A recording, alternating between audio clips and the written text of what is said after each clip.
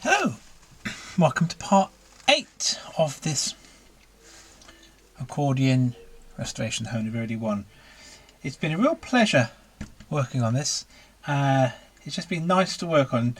It's just been a kind of gradual process of bringing it back to life, and I'm really pleased with how it's sounding at the moment, and pretty much finished tuning the triple side, maybe a few little tweaks here and there, but pretty happy with that. And so yeah, I'm very happy with it. It sounds really nice. Now, the next step is to tune the bass side. Now, this is a more tricky operation. When I take it apart and show you again, I'll explain why that's more tricky. Before I do that, I'm just going to have a little listen to the bass side and see if there's anything obvious, which is, you know, like, whoa, that sounds terrible, because that will be just give me a few little tips and hints about what could be going on. So let's have a little listen.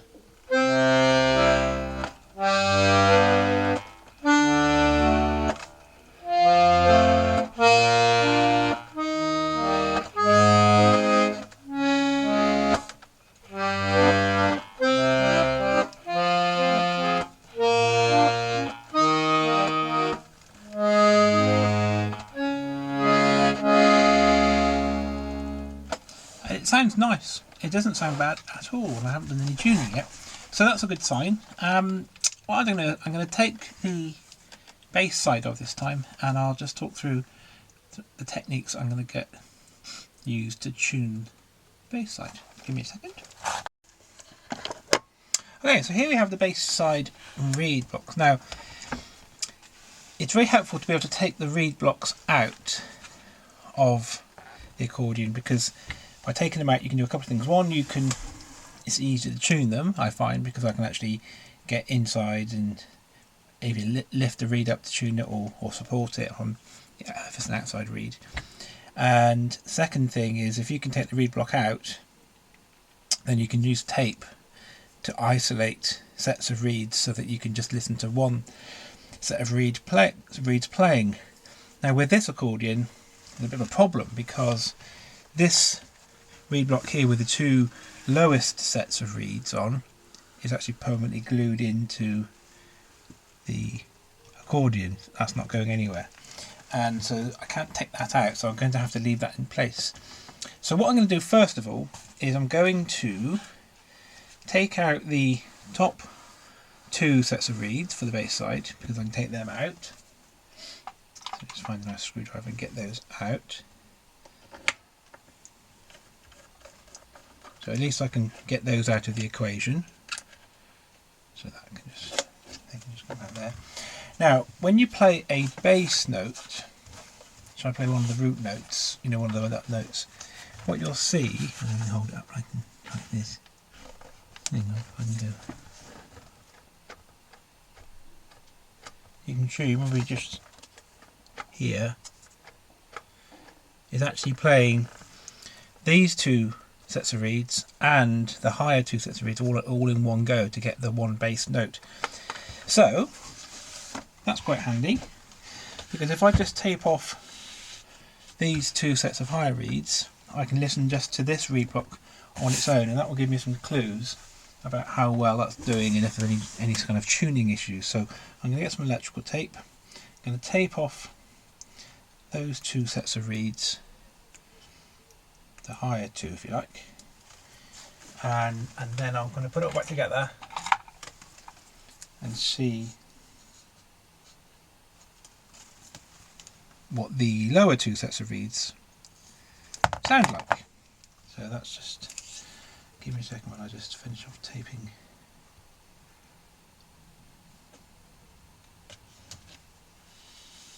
There we are. And the good thing about electrical tape is it's not uber sticky, so when you kind of remove it, it doesn't really cause any damage whatsoever. So it's quite a nice kind of safe tape to use. So I would recommend that. There we are. So they're just sealed off for now. Those two. Leave that reed block out. Let's put it all back together again. I'm just going to put this back on and just have a listen to the lowest two sets of reeds. Now it's a bit difficult to tune those two because the accordion will play both at the same time, and my Dirk's tuner won't cope with that because they're an octave apart, and it won't give me a kind of a measurement of that kind of combination of notes. It's kind of designed to help me with tremolo, so that's not really going to help. So for this bit I'm going to use my good old ears to see if I can pick up any issues with the lower two sets of reeds. Just find the right weight there.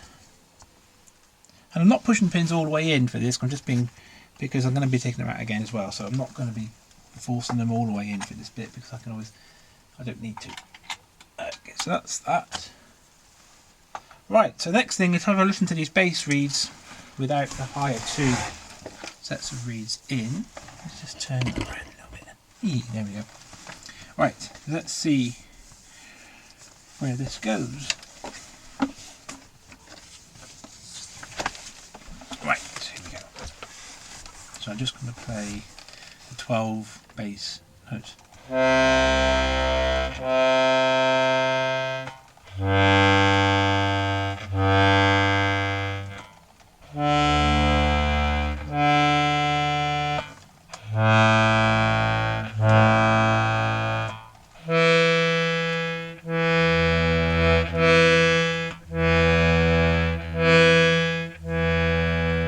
And that one there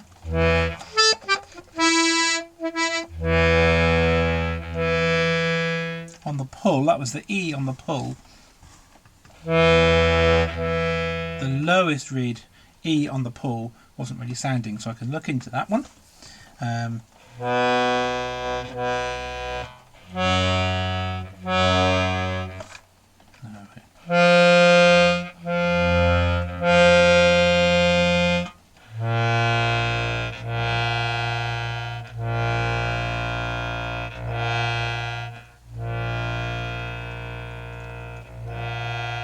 Now that one, that was a B flat.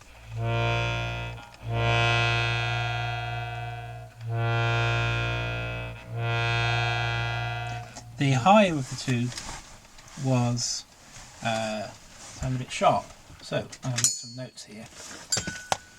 So I had the E, I forgot what I said now. So the E, hang on a minute.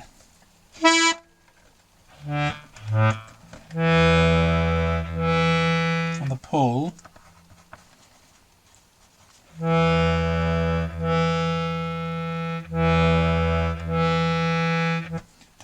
The lowest reed wasn't really sounding,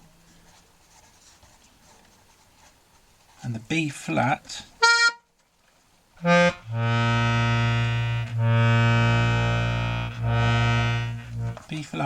on the pull, the higher reed was sharp.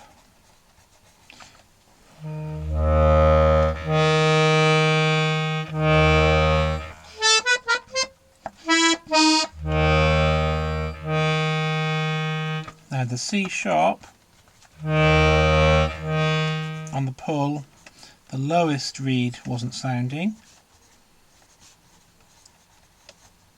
so I need to free that one up.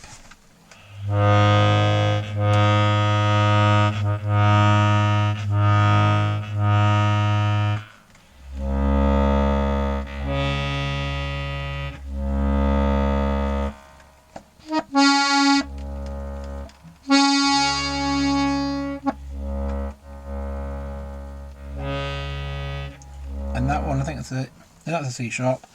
And the push, the higher wasn't sounding. So what's the D? Was it that one? So actually that was D sharp, the one before. Okay, so I've now got a few little notes about the lower two sets of reeds. The pitch for a lot of them sounds fine, but it's just some are a little bit sharp and a couple of reeds aren't sounding. So what I'm going to do now is take the accordion apart and see if I can work out what's going on with all that, and maybe do a little bit of tuning if I can on the ones I can know a little bit sharp, which is the B flat. So I'm just going to take it apart. Give me a second. Okay, so now I've got the tuning notes, and now I'm going to have a go at some of these bass reeds. I've got a B flat pull, it's a bit sharp, so B flat, maybe B flat is that one there. So the pull is the inside reed, it's running a bit sharp, so what I'm going to do is just pull the reed valve back, and just get my little scratcher inside, and just take a little bit off the part of the reed from the rivet to the middle, just to flatten that one, just a little bit, and I'll test it again when I put it together. I've got a C sharp on the push, the higher reed is not sounding, so my C sharp, I've got my little tuner thing, so I'm going to get my note, C sharp on the push.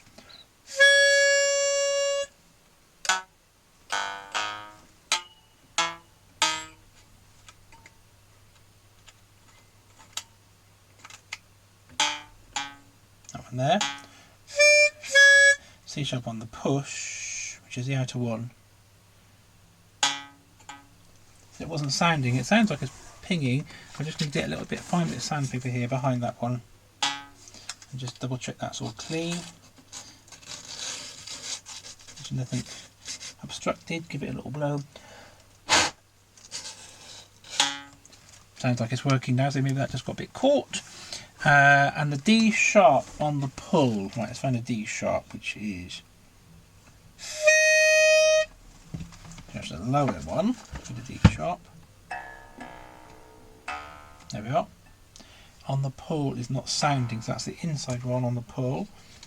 So let's just have a look. Check the valve. The valve's okay. I'm just going to check that that reed is not caught or trapped, and it seems to be okay. So I'm going to just put that back together and try that. And the C sharp.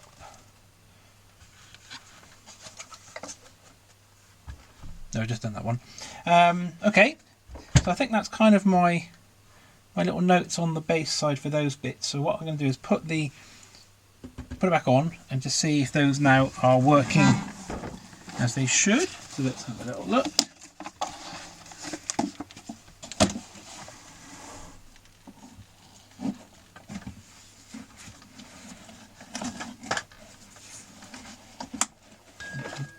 There we go. Let's just put these back in.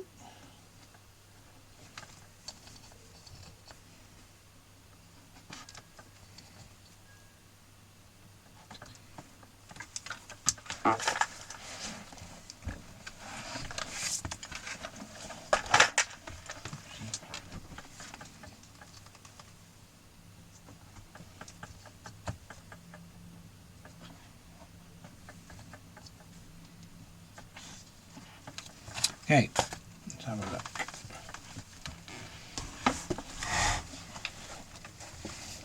So again, I've just got the lower two sets of reeds playing. Let's see what these are doing. Hopefully we've got some more success on the bass side now. So just have a look and listen to these.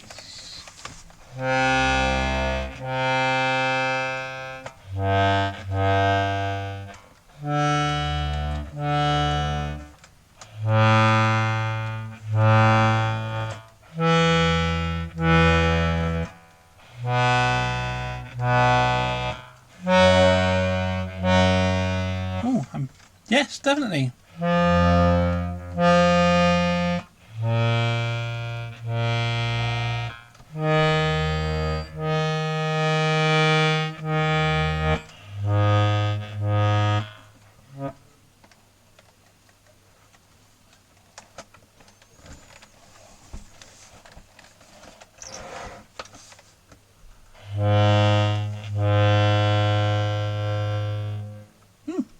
Okay, they sound good. So I think my bass the lowest bass notes sounding nice. So that's good. So now the next step is to put the higher 2 sets of reeds back in and have a listen to the whole thing with the bass notes and the chords, and just see if we can pick up anything which is going a bit weird with those. So let me just put that back together, give me a second. Okie dokie. Let's have a listen to the whole thing. See if it sounds right.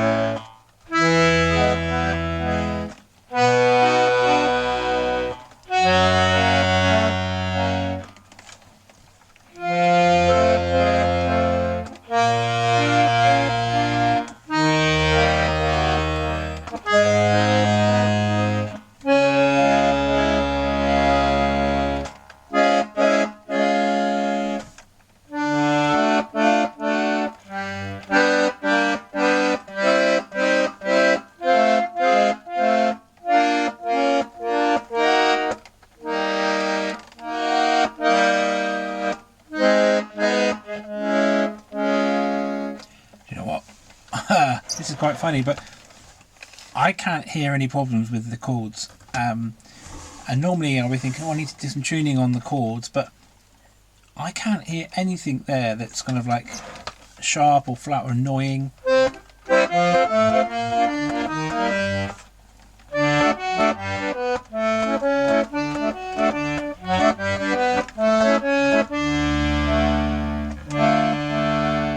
So I'm going to make an executive decision. I'm not going to do anything else to that bass side because I just think it sounds fine. And if I stop messing around being too picky, it could make things sound a bit worse. I think I'm going to leave that as is. So that's my quick whistle stop of how I would tune it. If I found that the chords were sounding a bit off, what I would do is take that second reed block, the one with the higher 2 sets of reeds off, and I would just run it through my tuning. You know, on here I've got my tuning kind of bellows.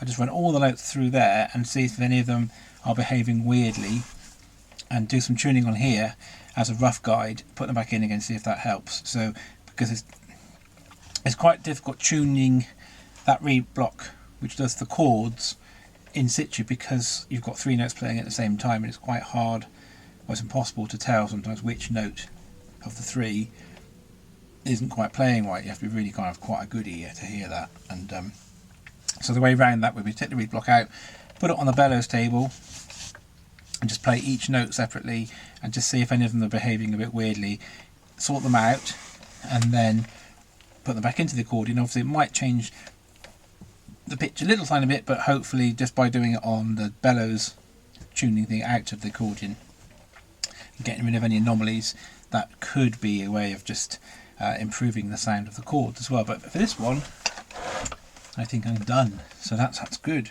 So let's see if I can play a piece. What can I play?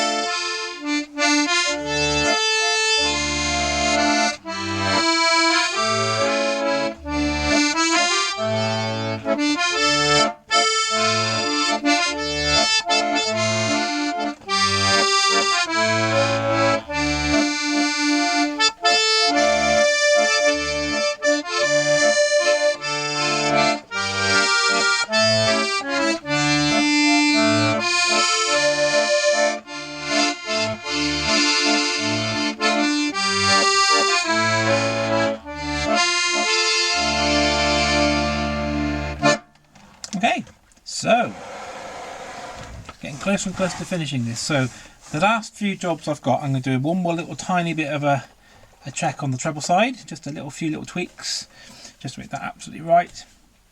And then the next thing I'm going to do is some tidying up jobs to finish off the accordion. So I'm just going to make sure the keys are nice and level.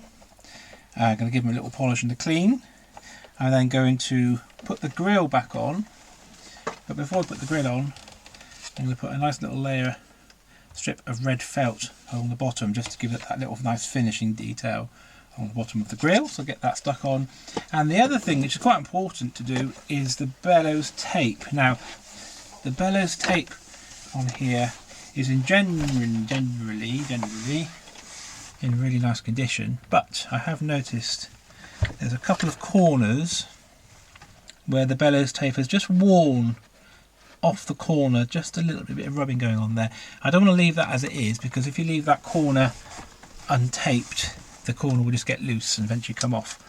So what I'm going to do is get some black bellows tape, and I'm going to make some tiny little squares of it and then glue it on neatly as I can into that corner, so it then is completely sealed, but the black should blend in quite nicely, because I don't want to take off all the bellows tape because most of it is in really good shape, and it'd just be an awful big job and not really needed. So I'm just going to do some small little patches just to finish off the corners a bit and make it just a little bit neater, and also stop the bellows corners coming off. So I'm going to do that as well, and a few other little jobs. One is at the back pad here, one of the screws has come off, so I'll just fix that. The other things I'm going to do is the straps, which are really, really nice. I'm just going to nourish them with a bit of leather nourishing stuff, get those just a bit softer, and also the bellows straps here. And that's it, and then it'll be done. So I think in the next video I'll go through some of the final kind of tidying up stuff just to get it all tickety-boo, and then I'll do a final little demonstration of it all working, all put together. Okay, thanks for coming along on the journey. See you again.